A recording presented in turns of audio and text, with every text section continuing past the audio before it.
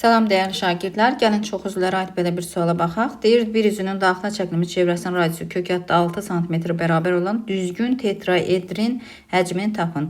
Ümumiyyətlə, düzgün tetraeder bütün üzləri düzgün üçbucaq olan fiqurdur. Yəni, bütün tilləri bərabərdir bunun və hər üzü də düzgün üçbucaqdır. Yəni, bərabər tərəfli üçbucaqdır.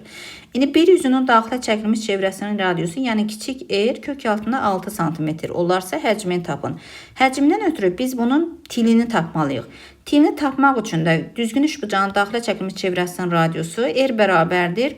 A kök altında 3 bölünsün 6'dır.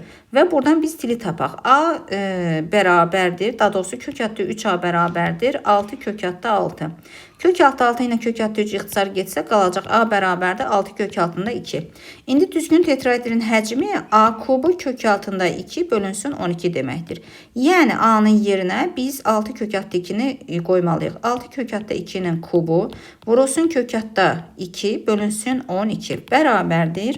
Burada olacaq 6'nın kubu 216 və kök altı 2'nin kubu da 2 kök altında 2. Vurulsun bu kök altında 2 bölünsün 12. Bərabərdir 216 vurulsun. Bax bu kök altı 2 ilə kök altı 2 2 eləyir. 2 vur 2 bərabərdir 12. Bunlar ixtisar gedir. Bunların hasili 4 olduğuna görə 12 ilə 4 ixtisar gedir 3 qalır. Yəni 216 bölünsün 3 o da bərabərdir 72 santimetrin kubu. Cavab 72 santimetrin kubu olacaq.